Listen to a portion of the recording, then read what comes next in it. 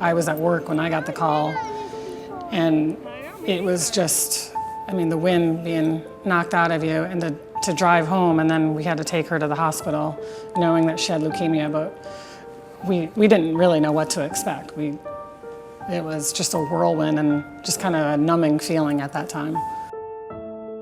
Once your child has cancer, it's never over.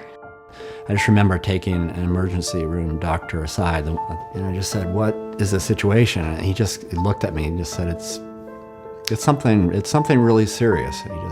I just remember that. Robin was diagnosed with acute lymphocytic leukemia, ALL.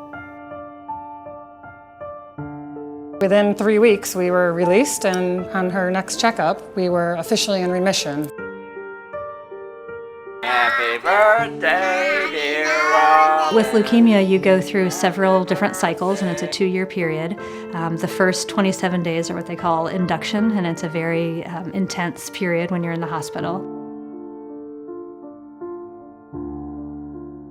Sophia started having leg pain again, and we brought her into Children's, and they thought she was having another side effect from the chemo. Well, a couple more weeks goes by, and she was the one who said, "This feels like cancer pain." Sure enough, the blood work proved it was a relapse. As soon as we learned her cancer was refractory, at that point, our only option was clinical trials. She slowly started to come out of that storm, and we saw this transformation where like her smiles were coming back, her spunk was coming back. She was determined to walk again, and we're like, holy cow, it's working. And then little bumps started appearing on her head, and they did another biopsy. And this time we found out that the cancer was outpacing the T cells. We couldn't stop it. Sophia told her brothers that she was going to heaven. Nico, her older one, said, "How long do you have?" And she said, "About 2 weeks."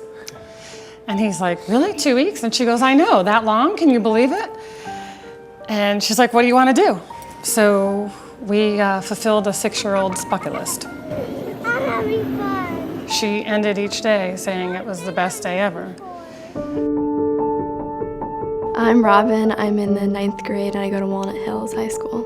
She has grown up into a strong, determined, brave, funny, adventurous, thoughtful, kind young woman, and we can't wait to see what her future holds. And we still, to this day, don't know what remains to be seen for Robin when she's an adult and later in life with post-cancer issues.